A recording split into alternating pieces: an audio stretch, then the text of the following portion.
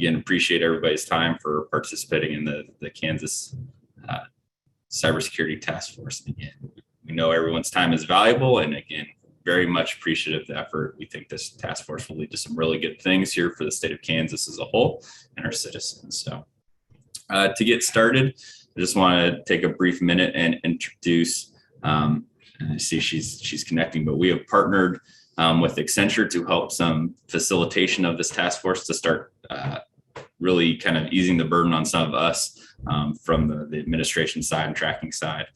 So we'd like to introduce Sarah Kahn.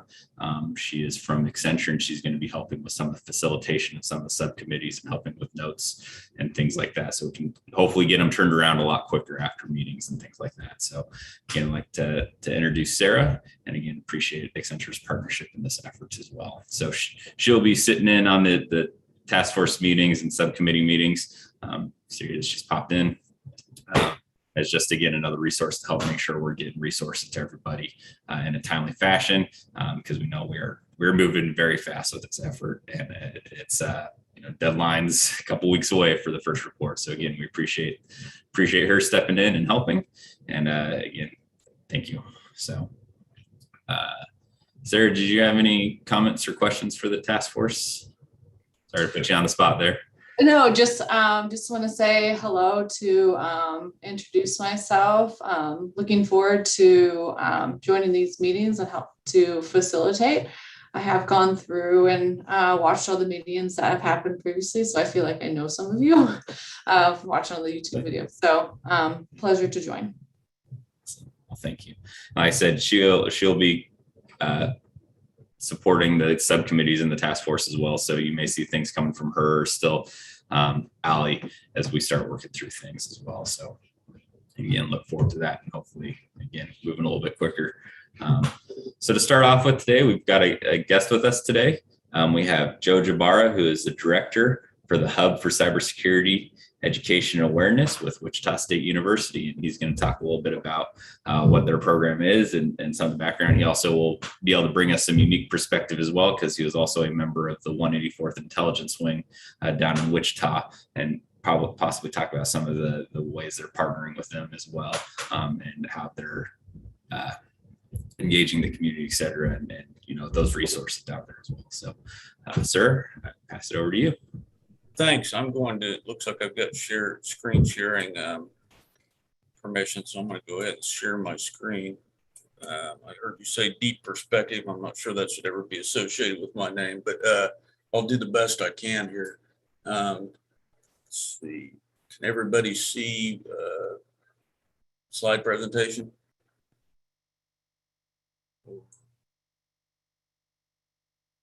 Yep, we can now, sir. Okay. All right. Okay. So what I'm going to get into here is things that may not be relevant to your task force. Hopefully, most of it is relevant. I kind of work this based on 360 view, combining my experience with the military versus, in addition to what I'm doing out here. So I'm going to go ahead and jump into this. I'm happy to be here. And happy to be representing Wichita State University. Okay, so Hub for Cybersecurity Education Awareness was started actually it was started when I was still, I think I was either the wing commander at the 184th or the chief of staff for the Kansas Air National Guard. I can't remember, but it was created so as a bullet point to strengthen the Center of Academic Excellence proposal that the university submitted to the NSA, which we ultimately got. When it was created, though, there really wasn't. It was vapor. I mean, there wasn't really anybody running it, any direction, that sort of thing. So when I retired from the military, they hired me and said, "Okay, make this a real thing, and we need to make sure that you're connecting the right people." And since I've lived in Wichita for 1,000 years and went to Wichita State undergrad, and they seem to think I was the right fit for that. So kind of this is the mission here of what we do, and I'm going to go in somewhat orderly fashion following this diagram in my next few slides, but I really wanted to just kind of give you an overview of the different things we do. And if you have any questions in the middle of me babbling, talk to me. How long do I have? Like just till 10:30, right? That's what you're tentatively for, sir. If we go long, we go long. That's fine. I mean, we definitely appreciate the dialogue as well that comes with the conversation that you're providing. So I'm sure there'll be questions as well. So. Okay, so kind of our university footprint. We were Center of Academic Excellence designated 2019.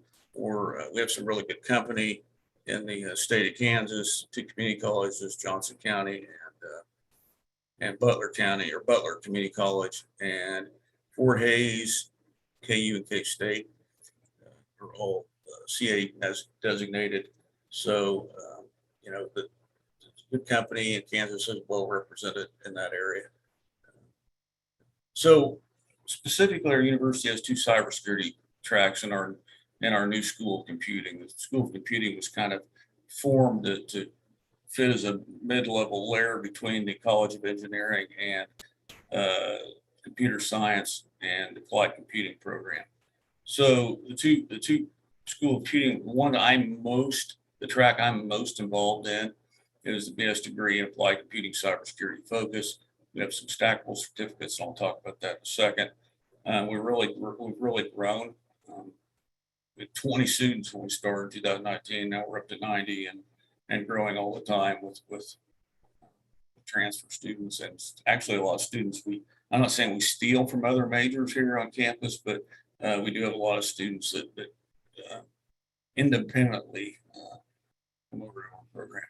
And we also have Sergio Salinas. Dr. Salinas runs a master's certificate in computer science program for cybersecurity, and that's a 4-course certificate. I work very, very closely on different things, including the next bullet.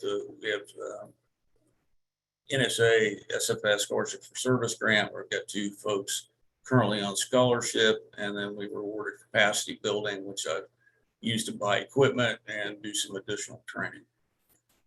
2 pending NSF proposals are out there. Hopefully we'll get some word on those pretty soon. And that's something that Dr. Salinas and I have worked on. We have a 2+2 agreement with Butler Community College, which I think is a huge deal. That 4-year colleges work with 2-year colleges when it comes to the area of cybersecurity. We're working on one with WSU Tech, which I think would be easy since they're affiliated with us, but it's a little more complicated than that because of their core requirements to get a 2-year degree. Started to talk to Cali County. We haven't really done much with them. We have 2 pretty active student clubs and competition. We have WULUG, which is a Linux users group. Cybersecurity is just part of their charter, but they have 80 active members and have 30 of them involved in the National Cyber Defense League. We've been nationally ranked the last couple of years.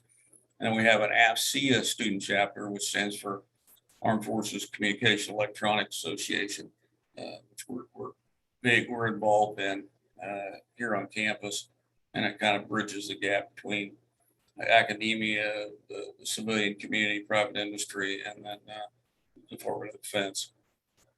We have pending programs we're looking at: a master's certificate in cyber crime studies, and then we have applied computing certificates we're still tossing around in aviation cybersecurity, healthcare cybersecurity, and then maybe a deepfakes course with digital art. So we're really big on the convergent sciences stuff. The uniqueness of our program, our specialized certificates. We have data and web security, cyber physical systems. We have a human factors certificate, which really I think is unique. And then we have applied data analysis. Now, the question marks are where we go from here, and that a lot of that depends on, what industry wants us to do and who we can get disqualified to teach these things. Are proud that we teach things. This is where my 184th background is, from having having the 177th work with me, which is the red team, the DoD red team, and the Air National Guard. the only red team in the Air National Guard. We focus a lot on both victim and hacker psychology. I really spent a lot of time on, I teach 3 classes, but I really spent a lot of time on critical infrastructure targeting, because I don't think that students, when they come in, do cybersecurity programs, unless they're a Homeland Security dual major or minor, I don't think they really have the knowledge of the critical infrastructure and how much it's targeted that is necessary to be a cybersecurity professional, and how much the critical infrastructure is connected to almost anything that they're going to work with post graduation. Try to do some innovative training where we went out, and I'll talk about this in a second, but we went out and worked with small communities and counties and bolstering their cybersecurity presence. And a lot of that is just basically making the connections to do that. A ton of opportunity out there. Okay, industry footprint. We have this thing called Innovar, which is another unique entity where Innovar is part of the university, and the university, Innovar will go out and contract with industry and provide a cadre of workers and supervisors to go into the industry and do a specific function.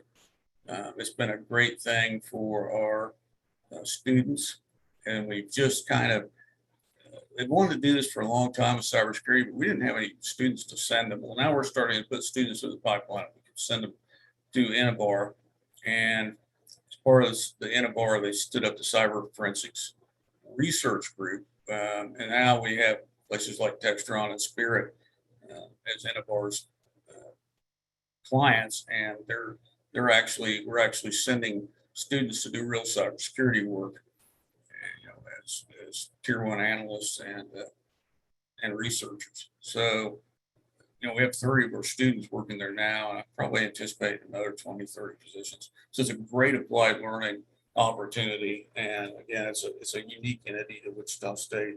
There may be things similar to other campuses, I don't know, but the concept to me was very new to here, like 3 or 4 years ago. Greater Wichita Partnership, we do a lot of work with them trying to recruit cybersecurity, not even cybersecurity companies, but tech companies.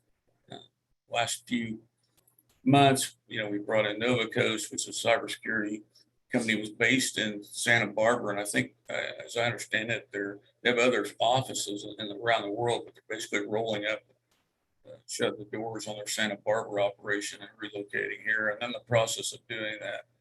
Millennium, which does a lot of DoD contract work with both the Air National Guard and the active duty Army, has set up an office here, has a presence here. I attribute that a lot to the 184th and their mission. We have multiple projects pending with the Greater Wichita Partnership that, they all have secret code names, can't talk about them or anything like that, but they basically ask for our help to come in and try to sell these companies. Why would we want to move to Wichita? And we're privileged and fortunate to think they think enough of the university to include us. DOT&E Pathfinders program is something that Senator Moran's office was very instrumental in building for us. And again, this is DOT&E stands for Defense Operational Testing and Evaluation. And what they do is they bring in college students, hire them as interns, and they do high-level DoD projects, and also and work with companies like Millennium and entities like the 184th and 177th to go ahead and start getting that applied learning at the DoD level. And once they hire them as interns, if they work out, they end up giving them scholarship money to finish their college career. Then we have the National Institute for Research and Digital Transformation. They specifically reached out to us, and school computing, about what kind of labs, what kind of cyber ranges that we would recommend putting in there. So we've made the recommendations to them, and that's part of the plan. With a hub advisory board, which is industry and private and public sector leaders, and they will come in and give us their opinion on what kind of curriculum we should be teaching, and also, you know, other things relating to preparing students for industry. Community footprint, you know, this is something I really want to spend more time on. Hopefully, as we wind down the COVID stuff, it's just really hard to do through Zoom because you just can't make the connections that you can in person. We have with grant money, we're able to create a hub designated, fully functional room where we can have meetings, presentations, that sort of thing. Our student clubs use it, so happy about that. It's in Beggs Hall. We also have host summer boot camps for K through 12 and cyber patriot competitions. Again, I really want to do more outreach here in that regard. We host professional organizations, and namely AFCEA. We've had a couple of the other organizations, IC Squared. Some of those have had meetings out here on a frequent basis. We had a speaker series. It kind of died with COVID. I want to really start it back up in the spring. Kind of maybe put a different spin on it. We partner with OSSEC, which is a community, the Wichita Community Security, Cybersecurity Conference. It's not DEF CON or anything like that, but at least, you know, it's out there and it's getting its own reputation, and people are wanting to come to it and either speak or be a part of it. So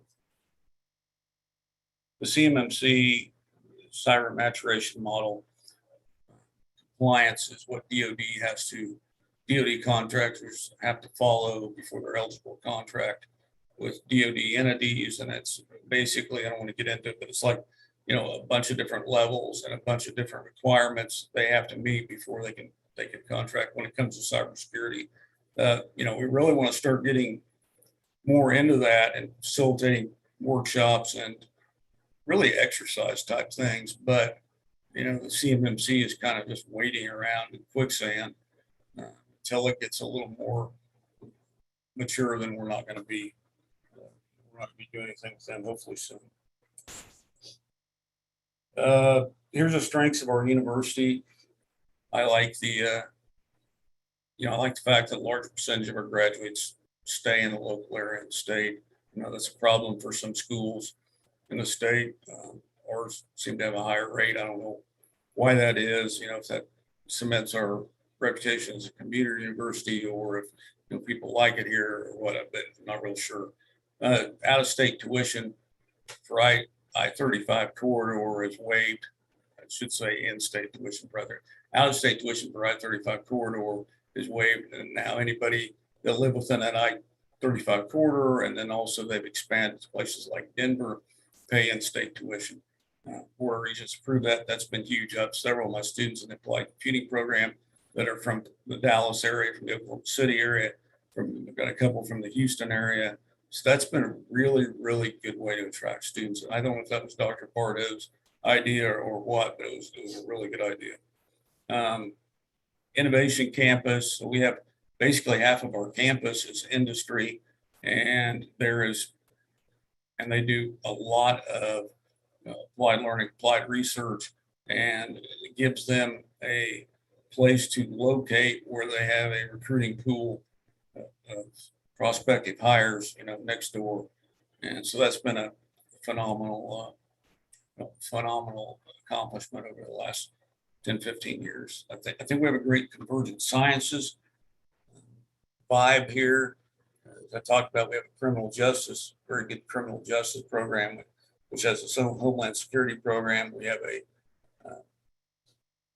well-established psychology program that has a doctorate degree in human factors, which jives exactly with some of the stuff we're doing. And, you know, the 184th, I can't go without mentioning how wonderful it is to have them in close proximity for advising, presenting. We even actually have some of their members as students, and they're they're strength in numbers. And they're very, very good in advocating, parallel to what we're advocating for building up the cyber security footprint here in Kansas. Okay, this is just my thoughts. I have, no idea if they're right, wrong, or different. This is based on both my experience here and at the 184th.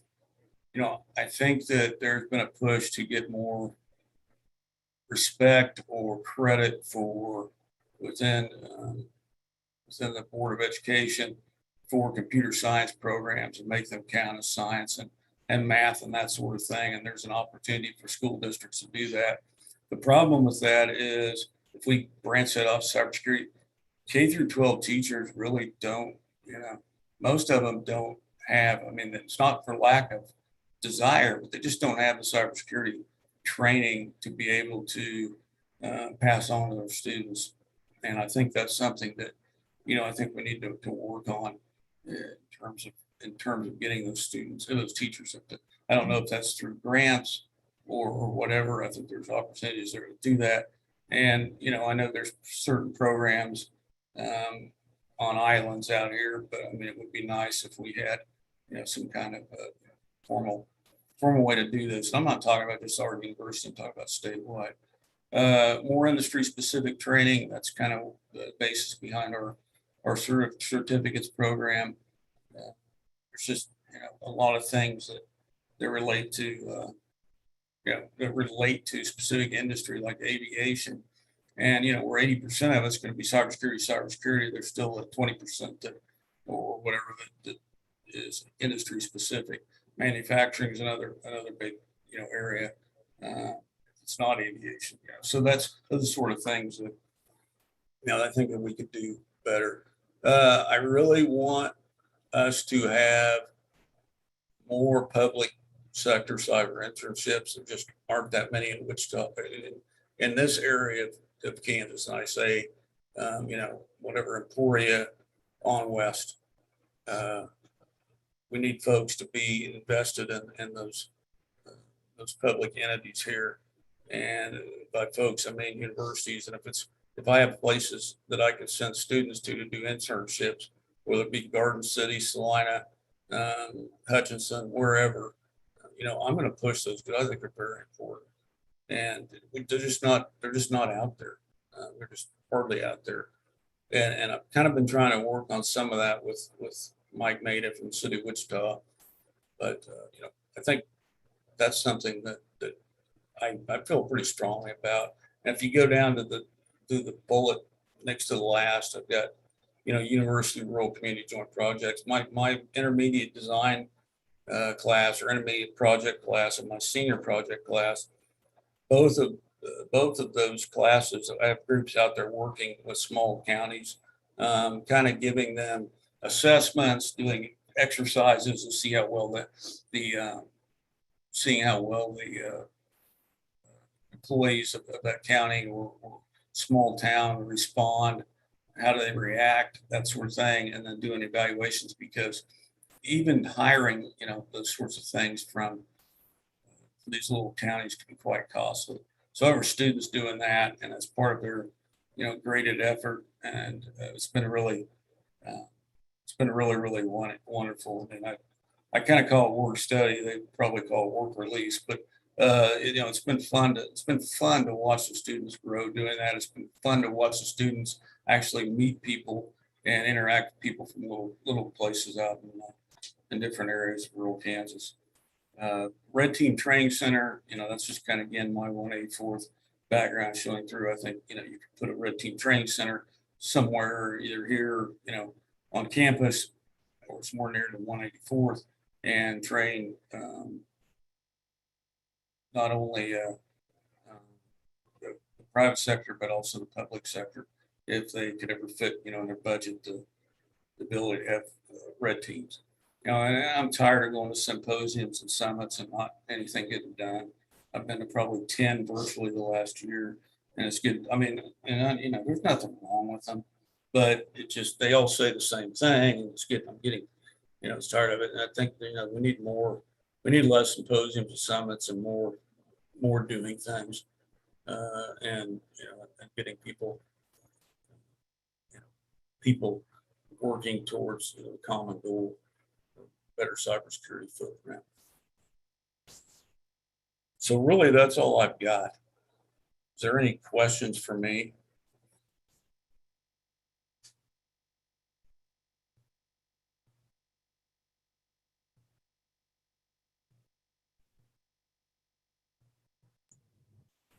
So I've got a question, sir. I mean, with your outreach programs, are you running into any issues in communicating that you have that capability? How's that process work in terms of your outreach for those kind of rural projects?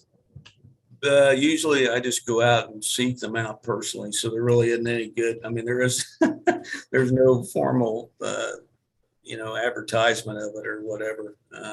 And usually, you know, I can use my, you know, native Kansan, been here for a long time, you know, part of the Kansas Air National Guard, to build trust up, and then it's no problem from there. And I promise them I'm not going to send them students that are going to be inadequate for the task. And, you know, so yeah, I really don't have a formal process of doing that. I wish we did, but you know, that's the sort of thing that working the critical infrastructure and the public sector to me is so important. Get that experience.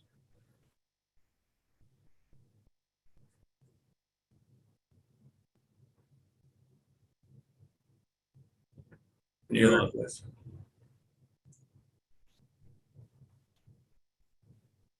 Was there, Jeff was there? Sorry, this is Secretary Burns Wallace. Yes, ma'am. So just as we, thank you so much for the presentation. It is, we continue just to see so much energy and I think synergy happening across the state, you know, in this space. And as we start to work towards trying to, you know, pull things together in a more recommendation form, if there were like one or two things that as we think about recommendations going forward, you know, from a strategic, holistic state approach, just given what you know, given the partnerships that you have and the work that you all have been engaged in, you know, what would that be, or where would you set the priorities? Well, it kind of depends on, and I'll be honest with you, I haven't really burned the charter of this group. I think it's great you guys have done this, started this group, started this task force, but I haven't really burned the charter of this group into my brain. As I'm kind of learning through it. But I think that, you know, I think that, you know, education pipeline training, teachers to be able to teach students, to me, is huge. And there's opportunities to do that. And I know just from my experience, I get, you know, looking through the grants and opportunities out there at the national level. I know there's tons of opportunities to apply for these that would help us fund and not just the university, but the state, help us fund these programs. And that's one I really think working with getting more internships out into the public sector, again, maybe is up there at the top, although, you know, I know you have to have just the right chemistry and that sort of thing for it to work well, but it just seems like there's just a big disconnect between the critical infrastructure and the normal cybersecurity professional. We're doing this in our own little microcosm. We understand what our job is to, you know, to look at logs in a SOC or whatever, but we don't know how this affects anything else. And, you know, so that sort of thing to me is important that people understand that.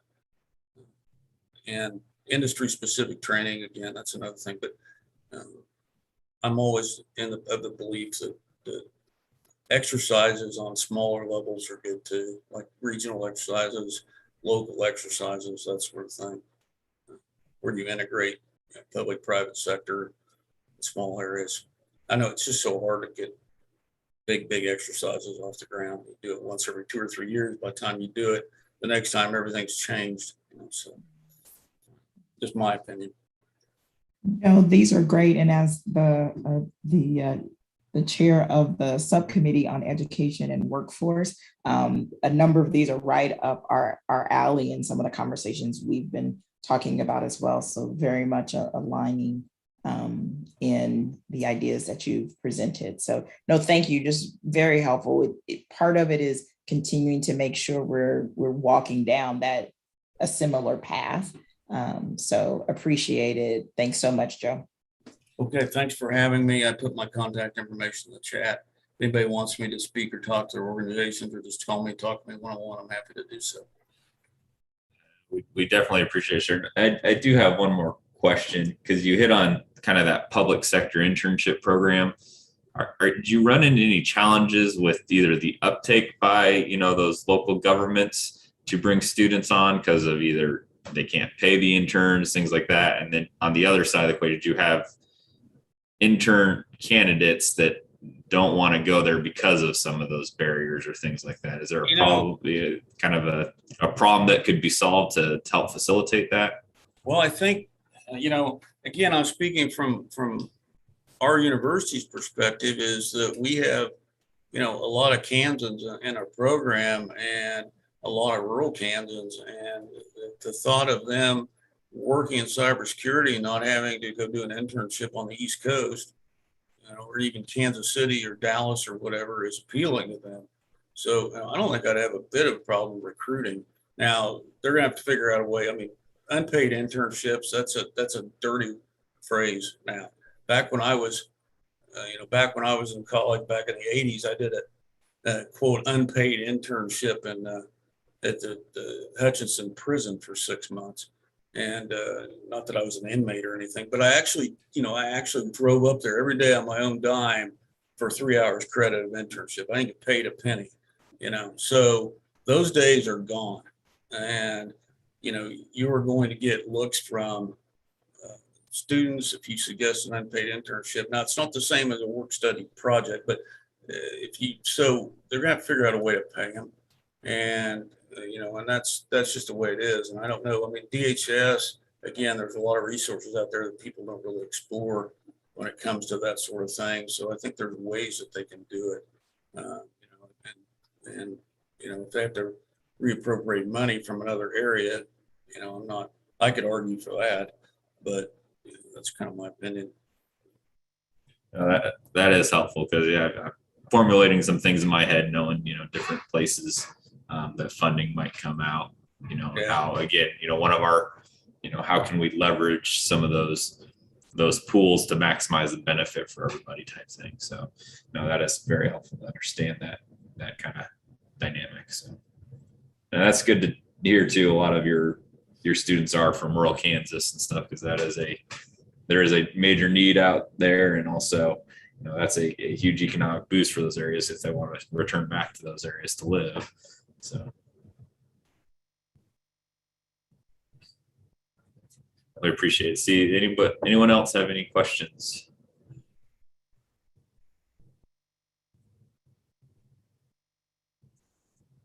It's a pleasure speaking, and y'all have a good day and the rest of the week.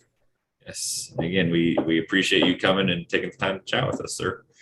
Yes, sir. Thanks. So, and you're more than free to stay for the rest of the task force and listen in as well if you would like. Actually, I would, because I'd be interested to hear what you have to say, but I've got to jump onto another meeting here at 11, so I better do that since I'm chairing it.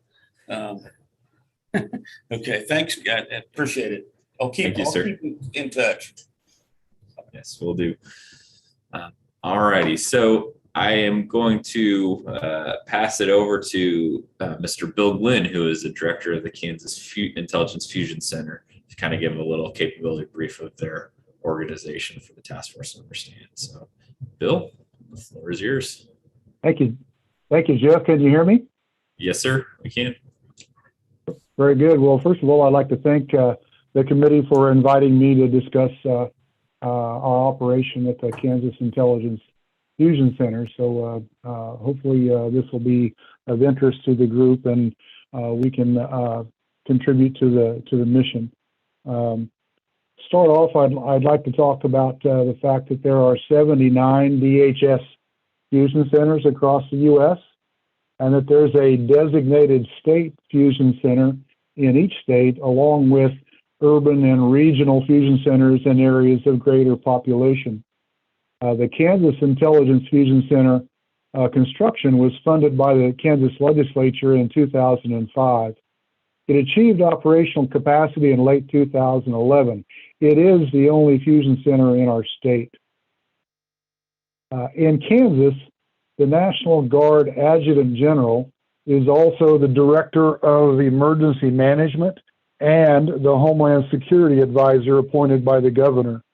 In the mid-2000s, the Adjutant General, in his capacity as Homeland Security Advisor, chose to house the Kansas Intelligence Fusion Center, known as a KIFC, within a Kansas National Guard secure facility. This provided state employees of the KIFC access to government systems that provide unique threat information virtually unavailable in nearly all other fusion centers across the country. Fusion centers are tasked with working with critical infrastructure sectors in defense of the homeland. The KIFC partners with both public and private sector agencies and companies. We help them evaluate their own network traffic activity using sensitive government information as reference. We have developed a capability where the partners themselves identify gaps in their defensive network architecture, giving them an opportunity to prioritize their scarce security budget dollars.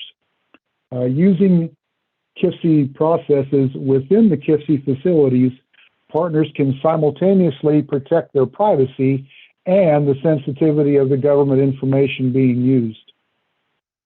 The KIFC program is extremely cost-effective for the state.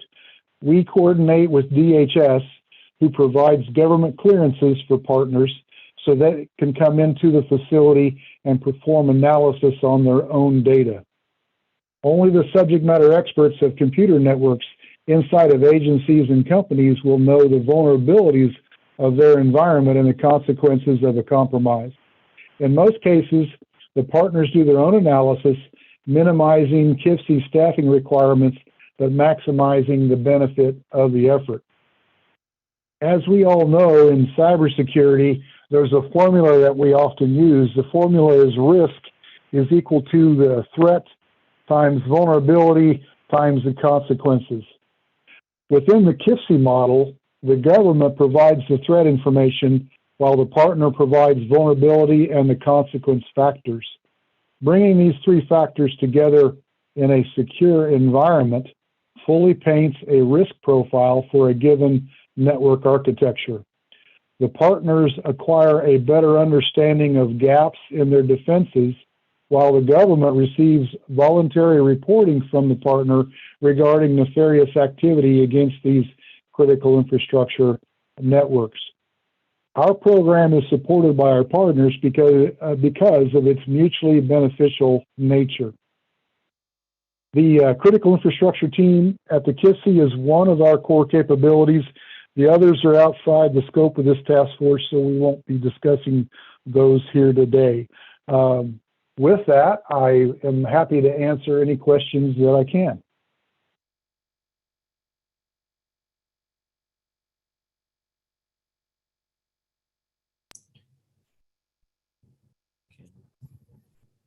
Thank you for that, Bill. I'm looking at, don't see anybody coming off mute at the moment. So,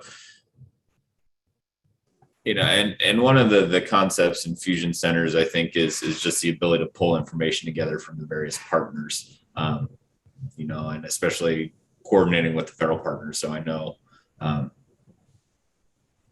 it is a big place for building those collaborations and partnerships, which has definitely been beneficial for the state of Kansas and our partners in that fashion. So I don't know if there's anything else you can kind of talk to about, you know, with the federal partners you guys interact with and sharing, disseminating, the threat information to those partners as it comes into you. Because I know, for example, I regularly receive threat information from you that has been passed through by the FBI that sometimes comes through you first before I see it through my own channels with the FBI. So then just kind of that effort. So with our partners that are both, as I said earlier, in the public and the private sector, we also partner with members of the intelligence community who generate that sensitive government information. And so while we mostly operate in the classified world, we also have an opportunity to pass along unclassified information from those same partners, and so we are able to push that information out to our partners to give them a heads up to emerging threats.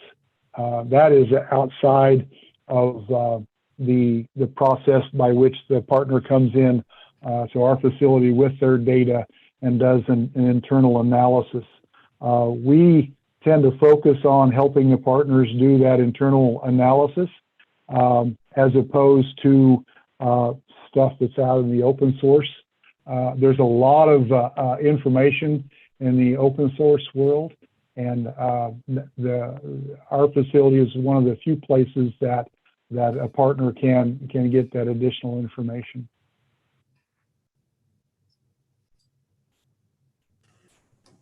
Jeff, sorry for cutting you off. I wanted to point out that there's was an article that came out yesterday, maybe today, I can't remember for sure.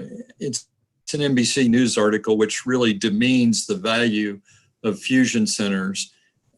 If anybody reads that, read it with a whole carton of salt, because they are not talking about the Kansas Intelligence Fusion Center.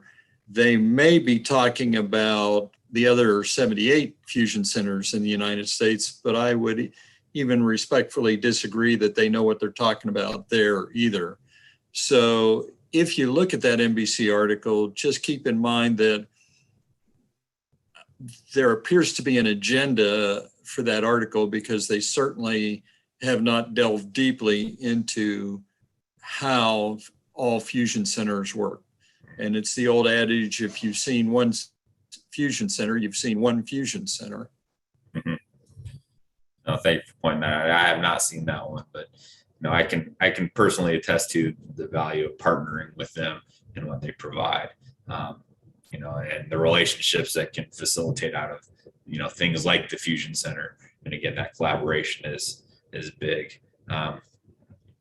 So definitely appreciate that. Like I said, the relationships they've built, the relationships we've built with them, kind of through them, does help allow, just that overall collaboration, big picture of what's going on, things like that. So again, definitely attest to the value of it that is from that as well, just partnering with them.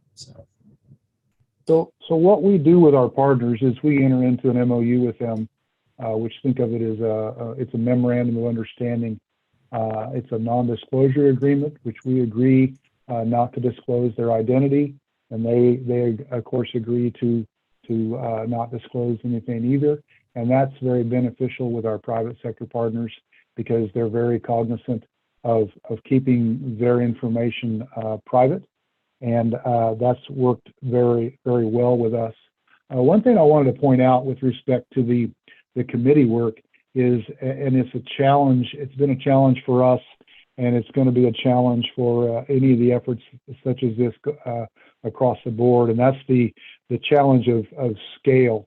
What we find with partners that are large critical infrastructure partners, they typically will have the resources to work with us. As the size of that entity, whether it's a public or a private entity, gets smaller, that becomes more of a challenge for them to even be able to produce their own network logs in the situations where they've outsourced that information. So I think that probably working with some sort of consortiums across the state to benefit those smaller entities is probably something that we should continue to find ways to facilitate.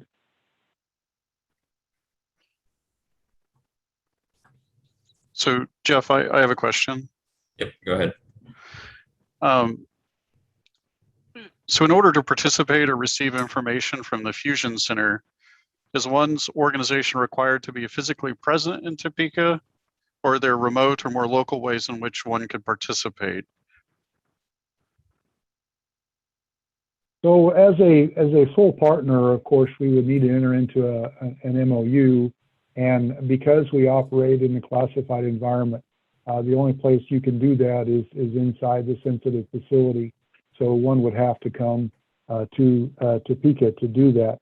To qualify to be a partner in this endeavor, your organization has to be one of the 17 critical infrastructure sectors as designated by DHS, well, actually designated by Presidential Policy Directive 21, which a number of years ago identified those sectors.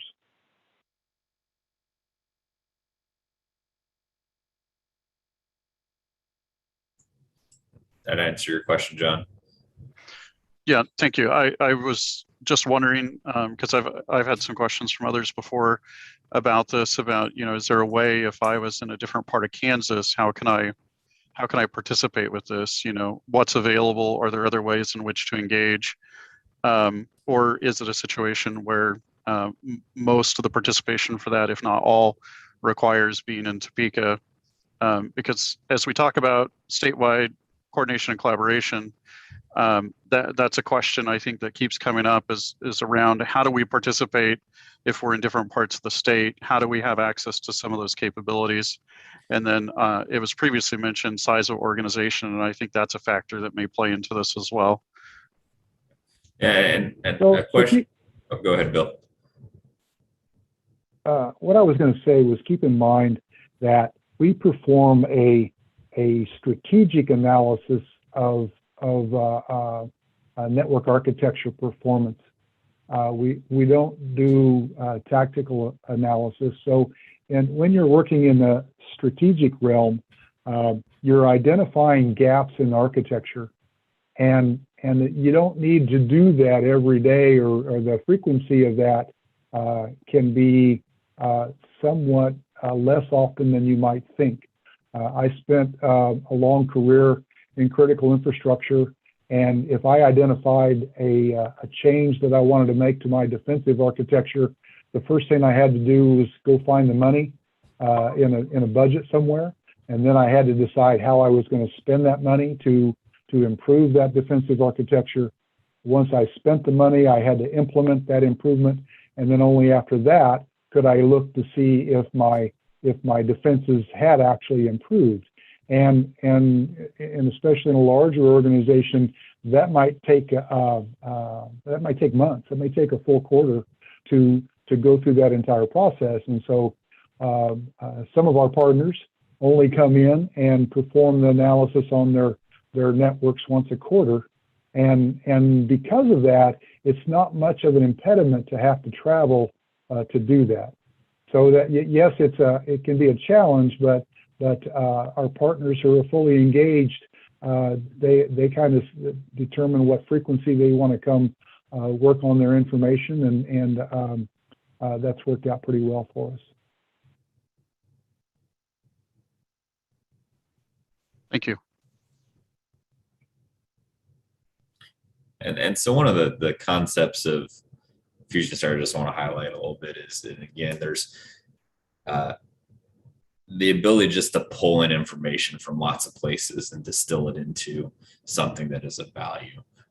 And so, again, we try and do that with all of our feeds and try and disseminate. So one of my questions kind of for the larger group is, in the point of receiving information, because I know a lot of us have our different connections to our various organizations we partner with and stuff, and we get information regarding cyber threats. Is that something that we get too much of? Is that something where it's become more noise than of value? And just kind of opening up on kind of a question around that for the entire group.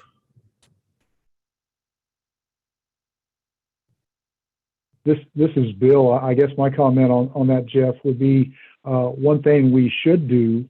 Those of us who are at the crossroads of all that information, it seems like there's a constant flood of information that's being disseminated. What we don't know is how good a penetration we have out into the disparate sectors, and is that information getting to the people who need to know it? For instance, we see those MSISAC feeds, the reports that come out every day, but do we know that report that may be very pertinent for a public official in a small town, do we know that it's getting to them? And so perhaps one of the things we should undertake is to make sure those lines of communications have been identified and have been opened up, and that they're getting the reporting that is available. So that's just my 2 cents. No, I completely agree. And that's kind of the reason why I'm asking, because I do know, for example, we have organizations that subscribe to those and get those, and then they get the reports from DHS. And then if they've also subscribed to us, they get copies of both of those from us and our distributions. And, is there are ways to streamline that so it's not flooding inboxes and become more noise and a value to it? And, is it developing maybe a single uniform process of notifications of things like that? Just kind of, that's why I'm bringing it to the task force as a whole, see if anybody else has any input or suggestions on that quickly. One of the things that, as the privacy officer for the Fusion Center, I receive a lot of the reports, and then it's up to me whether I push those on to the Attorney General or the Chief Deputy or whatever. So the Fusion Center makes a call on, is this an important report? And if so, to whom should it go? When they push it to me, I make the next call on, is it important and to whom should it go? Is that a cumbersome process? Well, a little bit, but I also get a ton of other reports that have absolutely no interesting articles for the Attorney General or the Chief Deputy. So there has to be a filter somewhere. And I think the Fusion Center has done a good job of saying, okay, here's a group that ought to get this information, for example, health information, or here's a group that needs cyber information, the CIKR group. I don't know that we could put that more into the public sector, but I suppose you could, and you could bring in places like the League or the Association of Counties and say, okay, here's something that your folks at the lower level might find of interest and actually be able to do at the local level. And I didn't mean lower level, I meant local level. But I don't know whether the rest of the committee would think that that's viable.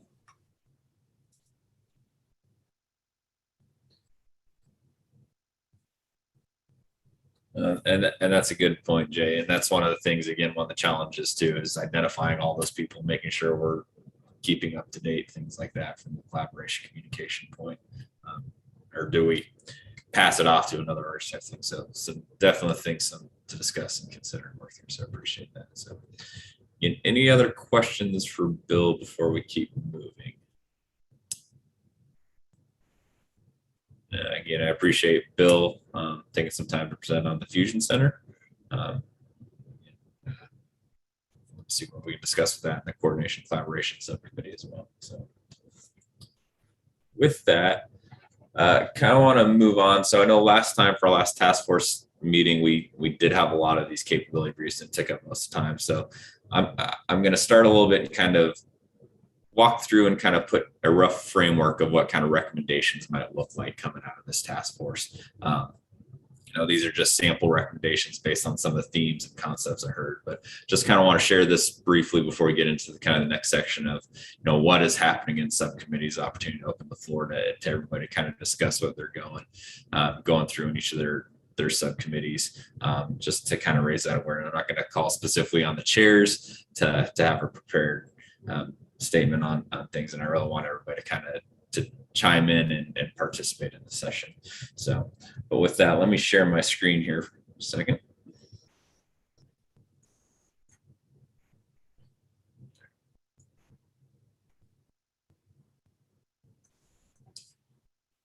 Let me know if everyone can see that. I can see it, Jeff. Okay, thank you. So what I did, I just really kind of put a couple, things that have popped out in some of the conversations, recommendations, kind of sample. I mean, as we're moving quick, the goal was to come up with some actionable things and just, framing the picture that as we are working through this, especially for this initial report, we might have some very general recommendations. And as we continue discussing for the final report, they may get refined even further. For example, I'll cover some here in a little bit. But again, really, out of strategic visioning plan, there's been a couple of concepts here. And again, you might see some themes because some of them have been talked about. But for example, conduct cybersecurity capabilities in Kansas. So have you seen, we continue to hear more and more. There are a lot of great things happening in Kansas related to cybersecurity, a lot of great programs at the universities. How do we start kind of identifying and pulling together? And as Joe mentioned earlier, communicating those out to folks that they're available resource. We can't do that unless we've conducted the inventory. So again, it's pretty straightforward, simple recommendation that can be actionable pretty quickly. And then identifying who's kind of involved in that effort. So this is just kind of an example. And again, open to questions, comments, feedback on this approach. What I tried to do was mirror some other task force or commission reports that have gone to the governor beforehand and kind of followed that same format as well. So again, just a couple samples. This will be shared with the task force so they can kind of take a look at it and kind of see what's been put in there. And again, these were just kind of themes that I had picked up from listening into the various subcommittees. So, but one place where I was talking about kind of digging into, we might have in this initial report a very high level recommendation that kind of gets more thoroughly refined was kind of like, for example, in the incident disruption subcommittee. So we talked about, identifying who the appropriate stakeholders are. As we refine it, we might start identifying those in that process, and we can start calling them out and say, these are the appropriate people that need to be involved in developing this here in the future, et cetera. Or again, identifying where this plan might exist to meet kind of the Kansas's framework model. It's very vague right here that we need to identify a place. Towards the end of the task force, we might actually say this is where the response plan should exist for Kansas relating cyber. So as we kind of start formulating those, these things will mature and evolve as we continue our discussions. And again, knowing that this is, 2 weeks to the first report, and then after that, just another short time till the final report is done, trying to kind of keep in this format. So kind of up for questions and discussions.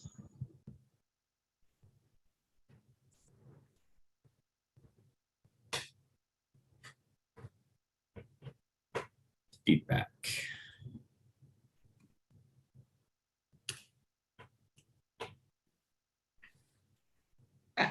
Jeff, this is Secretary Barnes-Wallace. I think maybe the hard part is looking at something in this manner. Yep. And so what I would just recommend is that, in terms of formatting, again, working in the subcommittees to help to begin to think about that, but really focusing on the higher level themes.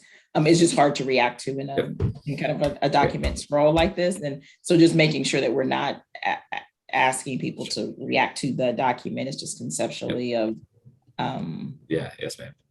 Putting some structure around it. And ideally, I think my hope is that as we work across the next couple of weeks, that from a staffing standpoint, we'll have some things kind of using the notes and pulling it together in structure wise where we can react to and begin to refine. And that we get those circulated a little bit of time before each of the upcoming meetings, allowing us the task force members to use a little bit of time to digest them and then come into the sessions with some, okay, let's think about this. Here's where some of the gaps are, things of that nature. I know from just thinking about the Development and Education Subcommittee, for us, there's some definite themes. I think that there's still places that we know we're gonna need to lean into more, but there's definitely big buckets of building talent, recruiting talent, retaining talent, right? I mean, it's not that simple, but it is in many ways. If we think about how we want to or can approach some recommendations, those that that space that really helps us kind of recruit talent, that pipelining coming up from that, the pipeline in and that starting point. And then there's, recommendations around how do you build, how do you stack resources, learning, training, and things of that then moves into the retaining, right? But there's some nuances between just recruiting and building and retaining that I think have come out in some of our conversations, like things about like work-based learning, and what types of things that you can leverage across different types of resources in terms of state versus local, public versus private. So, it's, I think, still a challenge as we start to formulate what do we want to say early on, knowing that there's maybe still a little bit more work that we want to do over the next few months. But I do think that there are some clear things that have begun to resonate that we'll be able to hit on in an earlier report and then refine as we work through the rest of the fall with partners to get more details. So I look forward to really trying to get our hands in there and playing with some language with our subcommittee next week. So. Yeah, and our intent, as the secretary mentioned, we're going to try and pull a lot of what we've seen from the notes and things and prepare this to kind of help conversation as well, and hopefully get that communicated through the chairs as soon as possible before the next subcommittee meeting. So again, kind of help, as I said, refine the effort and kind of that continuous process. So, but with that, I kind of just want to start kind of working through and kind of just conversation on what's happening in each of the subcommittees, so everyone can kind of get a feel for what is being discussed in each of the different subcommittees. Because again, as I've listened in, I've heard a lot of things that are great conversation and definitely going to be great recommendations. And I've also seen a lot of things that have been talked about in all of the subcommittees or in a handful of those. So kind of first, I'm going to kind of call on the strategic visioning and planning and see if they can kind of discuss a little bit what they've been talking about and discussing, and just kind of open it to the floor for those folks.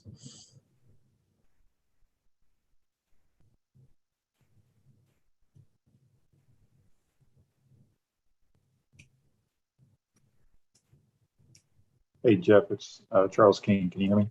Yes, I can. I can jump in here and kind of go first, I guess, back to the Incident Response Subcommittee. First of all, I think your document is from a structure perspective, I think it makes sense, just as the Secretary was saying. I think we'll have to continue to kind of evolve the content, but I think you've kind of synthesized the main points by being able to, listen in and participate in our meetings today. So I think this is on the right track and will actually help to guide us for this initial deliverable as well. So from our subcommittee's perspective, of course, we've been doing a lot of, I'll say, kind of exploratory efforts, looking through what other states have produced as part of that, right? Specifically the states of Washington and Oregon with previous annexes that they've created, and then trying to look at that from a whole of state approach from us, specifically for Kansas. And as you said in your document, looking at the different roles, the different agencies involved, trying to take a holistic view, understand what's in place now, but then also looking at it in the context of what would be most effective as we go forward. And we're just, frankly, we're just getting to the point now where we can kind of begin to think about that and pivot into that type of a view, if you will, of how do we take what others have done, leverage it, and then kind of fold it into a model for us in the state of Kansas, and involve everyone, talk about the process and the steps, of course, that would occur in the case of an incident, and then a little bit from a kind of touches into the statewide coordination and collaboration subcommittee as well.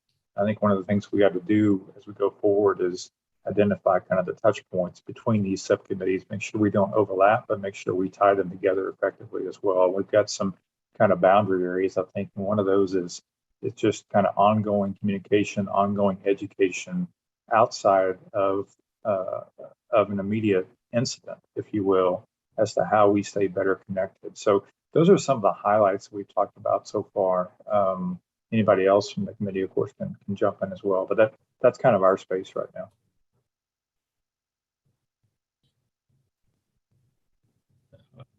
And thank you for that, Charles. Yeah, and that's, as you mentioned, kind of the work between the subcommittees and the education awareness. And I think that's the challenge for all the subcommittees, and how that all plays together.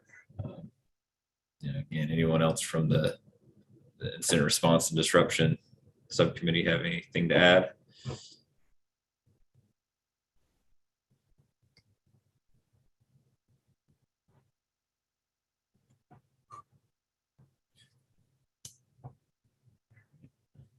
Thanks, Charles. Yeah, and I apologize. Looking at the strategic vision, I just saw John join as we were talking about that. So I think he might have. Well, no, I guess David is there. So I'll go over to the statewide coordination collaboration subcommittee. Kind of Charles kind of segueing into that, the partnership or the alignment between the two and the joint efforts. If anybody on the statewide coordination collaboration could talk about some of the things that they begin discussing in that subcommittee for the group. Sure. Good morning, Jeff. This is John. I'm happy to give kind of a broad overview of what we recently discussed, if that would be helpful. Yes, please. So we had another, what I would characterize as an exciting and productive meeting of our coordination and collaboration subcommittee. We continue to focus on those higher level questions of what is the role of the state and how can the state help? And to that end, we had two guest presentations for the subcommittee. One from CANRAN, the Kansas Research and Educational Network, and another from the Kansas Board of Regents, and their guest, the CIO for Wichita State University, that was representing the Regents Information Technology Council, or RITC. And a few of the key takeaways that we had from those presentations include that there are resources available that can be used for communication, collaboration, and for capabilities or services to be provided both at scale and in an economically efficient manner. Communications and collaborations that we work toward must include both the formal and informal approaches. Some critical success factors for the communication and collaboration requires that we keep in mind, how do we develop and extend trust? There was some really interesting discussion there about how trust may be an interesting barrier that we have to overcome in order to facilitate deeper communication and collaboration. And then there was this notion of a three-pronged stool consisting of private, public, and academia to create a strong approach to facilitate the communication and collaboration. And then a couple other things that came out in our discussion beyond the presentations include how the ecosystem for our charge is both large and diverse, and that there will not be a one-size-fits-all solution. There was some really interesting discussion about the need to better understand or more deeply understand what our ecosystem looks like. And that will help ensure that we can have success in the work that we're doing. The need and sometimes the challenge of balancing the strategic and tactical elements related to this, and then ensuring that there's regular dialogue, continuing conversations, focusing further on relationship building, and then ensuring that we continue to develop trust along the way are going to be critical success factors in this work. And as we look forward to the next meeting, we are going to have a couple more guests come in over the next couple of meetings to continue to learn more about how can we continue to build those relationships, how can we continue to have additional conversations, develop that dialogue, and ultimately figure out those other avenues by which we can meet our charge for coordination and collaboration. Overall, I would say very successful meeting. I think we learned a lot of great things, and very happy to hear from other subcommittee task force members for their thoughts as well. Yeah, and having Cameron present was beneficial, and to keep everybody that has come in to present, I think, across all the subcommittees, there is a want to collaborate and participate in these efforts, and kind of working across that whole of state. So continue to find more of those, that every time we go talk to somebody, like we heard again from Wichita State this morning, they want to partner, they want to participate, because there's a lot of great things they have to offer. And again, as we find more and more of these organizations, again, to that ecosystem comment, and going back to, talking about what exists in the state and that inventory piece, it's good to see.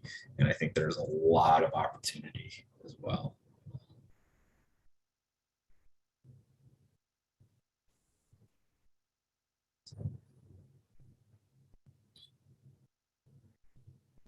So next, I will go to John is connected, the Strategic Vision and Planning Subcommittee, to see if they have kind of an update on what's happening in their subcommittee. All right. This is John. I apologize for being late to the meeting. Obviously, like everybody else, my day job seemed to get in the way of this meeting. So with respect to strategic vision and planning, we've had 2 very good subcommittee meetings, and a lot of work has been done around taking advantage of the existing documents that are out there from other states. Right? We kind of followed that model of, hey, we're not going to try and reinvent the wheel. This last meeting, we went over the old material and then decided that we wanted to break it into 2, we'll call them 2 verticals or 2 pillars. The first pillar is governance. Governance being a very big deal, respecting the fact that private industry doesn't necessarily have to participate, and many agencies and organizations within the state, including educational institutions, all have different reporting structures, and it may be difficult for them to want to participate unless they have a voice in governance. So this last week, we decided to take some initial governance documents that we had, try to refine them a little bit, work on developing just the right level of language for recommendations to try and, I'll say, build a board level type of governance body that would be able to do whole of state cybersecurity governance. So that's what we're working on at this moment. The other components associated with it, the communication strategy, objectives, goals and objectives, and things like that, those things we will probably pick back up after we finish the governance one. We've got the initial work put in place, but we're going to pick up the rest of the components. They seem to be just a little bit easier than the governance. Governance is conceptually going to be an extremely difficult one to put together, because it has to be something, just like we said, it has to have authority, but it also has to meet the objectives of everybody, or a lot of people can just take their ball and go home. I can't think of anything else that would be right off the top of my head. If Dave, Mike, or one of the others are on, if they want to weigh in, I would love their input.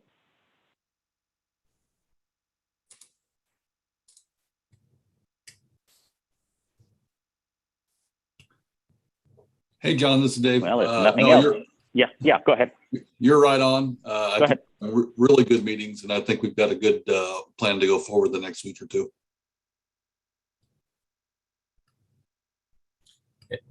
And this is Jeff, and listening in, and John from NGA being instrumental in some of the discussion there about how other states have, how do we bring the people to the table? How do we want them to participate? And to John's point, is feel like they have say and voice, and again, that is one of the big challenges. Again, that goes, how do we coordinate, collaborate, and identify some of those pieces? So again, I appreciate the update on that. That's good to hear. And then last and not least is the education and workforce development education subcommittee. So. Well, I will hop in here, but I will also welcome any of the other committee members. As I was mentioning when we were talking a little bit earlier, really, I think we've had some really good conversations. Again, like other subcommittees, looking at best practices from other states, but also really, I think, also trying to leverage in and understand the range of resources that we have within our state, and thinking strategically about how we weave those together or how we leverage them. Again, similar conversations to some of the other subcommittees, but in this space in particular, when we talk about, that building and that talent, when we talk about recruiting and pipelining that talent, trying to really leverage into some of the work that is already happening and seeing where we can also identify gaps to be able to leverage into those gaps, I think, across this conversation. Some of the things I think that have come out distinctly, because we have really strong partners that we have heard across multiple meetings in higher education, there's an opportunity there to leverage into them, both from a pipeline perspective, but also from that workforce development perspective. The centers that are going on, their structures, the partnerships that they already have, and how we can leverage into those. And I think also then building on that, just more kind of the training, right? And how we think about how do we pull that training across sectors? How do we pull that training where we have different types or different levels of resources that can hit both at that larger state or private entity, but also be consumable for, say, a smaller IT operations in cities and counties. That led, I think, to, as we thought about our themes, a bucket that is about city and county resources and initiatives. Just like we heard earlier today, some of that work in terms of internships, how do we build that pipeline and be able to, match talent into some of our smaller environments? How do we leverage, different frameworks, as well as things like master contract or, position descriptions and scales that can help across the city and county spaces, where they have more of a toolbox of resource and initiatives. Again, I think as one of the other task force talked about, there's no one size fit all, but how do we bring more of an array into that conversation to really leverage into that workforce development? And then I think we talked in some of the work that we heard about in terms of work-based learning is also an interesting space that I think we were just beginning to really learn a little bit about, to think about how that could be leveraged into, say, a larger framework. How do we leverage, again, those resources that are already in that space in a more holistic way across the state and across the various entities? So I'll stop there. Again, our themes kind of are emerging in three buckets of building talent, recruiting talent, and retaining talent. And so, but I'll open it up to if there are others from the committee that want to add, just some of the rich conversation that we've been having across the subcommittee. Yeah, I like that, as we see, because we've heard both from like K-State and Wichita State and some of their efforts, and it looks like there's a lot of, I don't want to say duplicate efforts, but similar visions in what they're trying to accomplish. And, are there ways, kind of leaning back and where we go back into the coordination, collaboration, realm, and then the strategic visioning, how can we align them to make sure, maybe where they're all doing the same thing, or they're developing, a common framework, or, a common set of curriculum, things like that. So, we're seeing some of those things pop up where there are a lot of similar efforts in places, especially in workforce development. So how do we capitalize on that synergy, and make sure we're leveraging it to our best of our ability? So again, that's where I kind of start going to some of the common themes that we see in some of the subcommittees of, there's a lot of things happening in the state that is very positive. How do we just kind of start aligning them and getting them going in the same direction, and making sure that, we're leveraging them to the best of our ability? So like I said, there's a lot of people that are very invested and interested in this. And so keep on capitalizing on that interest at the moment. So. Any other members from the subcommittee? All right, thanks. As we kind of see those updates, just kind of want to open the floor, continuing to ask, are there other resources? Are there other things we'd like to see? Other folks we'd like to invite to the task force meetings or subcommittee meetings, trying to identify those so we kind of get them scheduled out. As we're getting closer to deadlines, we want to be cognizant of everybody's time, make sure we can allocate time to continue to refine recommendations, things like that, but also continuing to bring in information. So just kind of opening, see if there's any requests, recommendations. As of note, I saw there was a news article. There is now a push for some more funding into computer science education. In K through 12, so as things, we're seeing things happen as we're doing this as well. So if anybody sees those things pop up, please send those over to Allie so we can get those communicated out, etc. Things of that nature. But again, do want to open up, see if there's any suggestions, requests, any needs of the subcommittees that like us to try and address.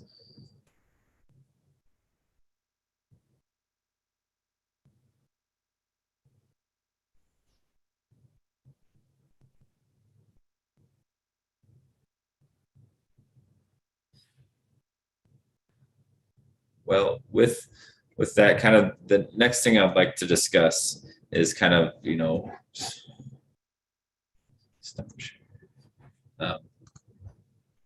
kind of some next steps of the task force. Is, like I said, we're getting close to the deadline to submit recommendations, and we're going to work to try and get kind of a rough framework and kind of rough understanding of what we've seen as some of the recommendations come out, and get those to each of the subcommittees to kind of help frame further discussion, and then also kind of just keep moving us down the road, because again, more or less in about 2 weeks we need to have recommendations to the governor's office and that initial report. So that's kind of the next step from that, as subcommittees are still kind of working through that, give them something to kind of review and work through. Again, modify, add, kind of our theme. And again, for the task force to discuss is trying to address recommendations. Are they short-term goals or long-term goals? If there's another approach that should be taken in kind of addressing those recommendations, we're kind of open to that as we move forward. How do we best want to put these recommendations forward?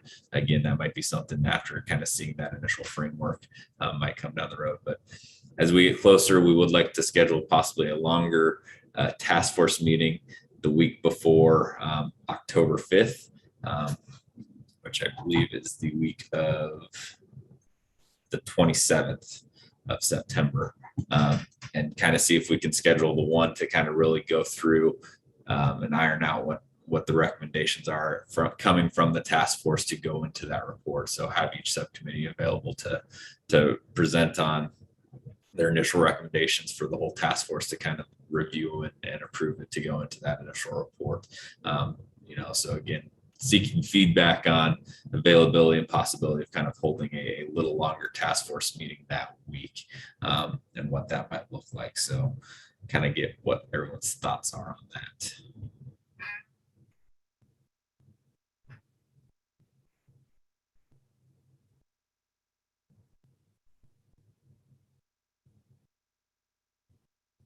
Are there objections to it, or is that going to be a challenge for folks? Or again, I'm trying to be cognizant of everybody's time as we get to the end of month. End of month activities start getting people busy, and beginning of month activities do as well. So just want to make sure we're not asking too much of folks by asking for an extra hour or two in that week.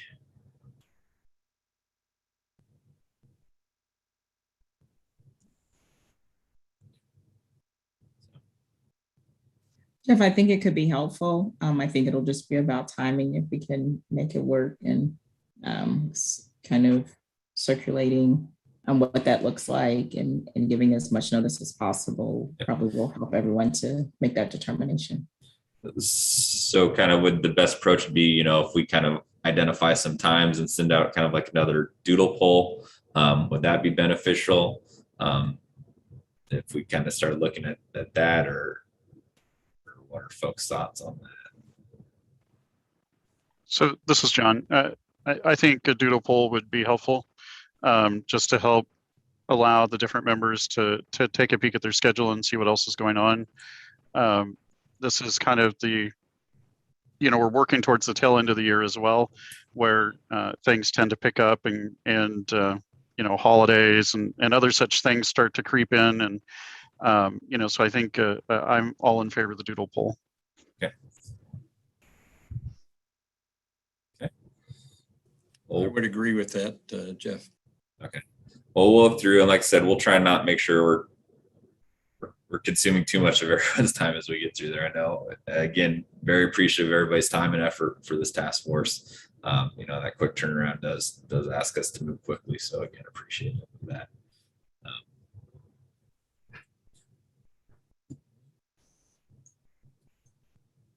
So with that, kind of again, open the floor to any further discussion, thoughts on the task force, directions we're heading, roadblocks anybody is coming up against, things we can do to kind of continue to streamline efforts. Feedback is greatly appreciated.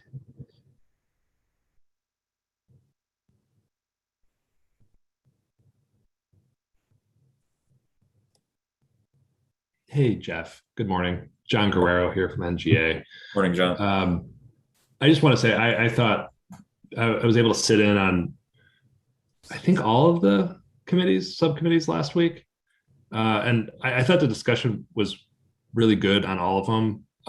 And I think, to your point that you had mentioned earlier about kind of identifying some of, what are some of the longer term goals, what are some of the shorter term, what's low hanging fruit, things like that. I think that's going to be really helpful going forward with some of these subcommittee work. And if any subcommittees would be interested in having NGA sit in on some of theirs next week, just let us know.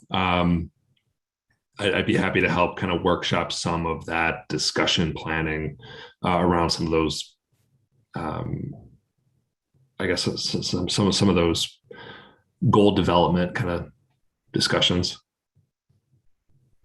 From my perspective, I take up the offer on all the subcommittees. Extra resources is always helpful, especially working through those, and especially your perspective of what other states have done and their efforts is definitely a huge value. So I won't step in for all the subcommittee chairs, but that's just my observations.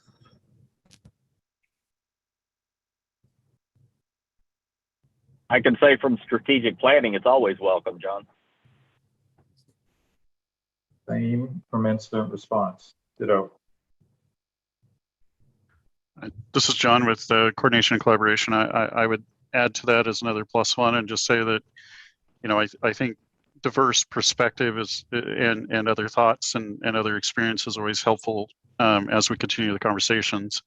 I think that's how we end up getting better products in the end. So I very much welcome others that would like to participate.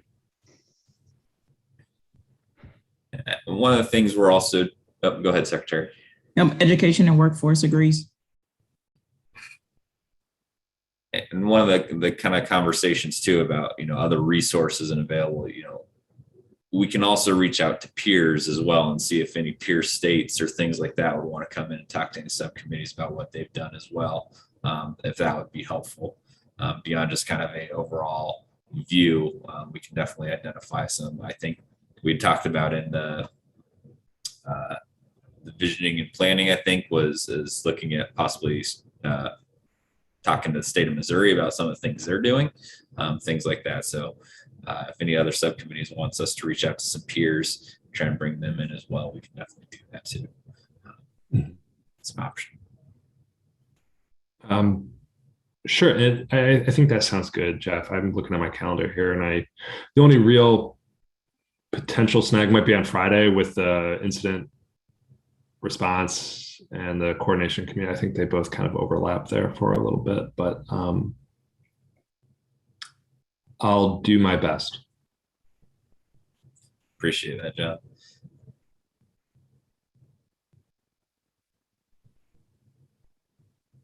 So, Any other comments or feedback on efforts?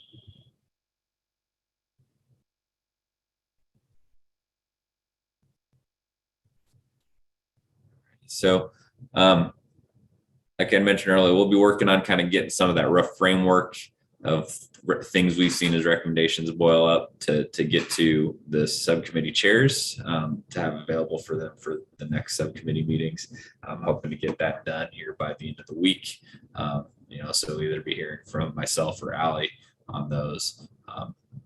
Again, also, as I mentioned, as we brought in Sarah to again help us as well get some of these resources back out to you in a quicker fashion. So hopefully those should be available for everybody next week and kind of take a look at it and from there. With that, I do not have anything additional unless anyone else has anything.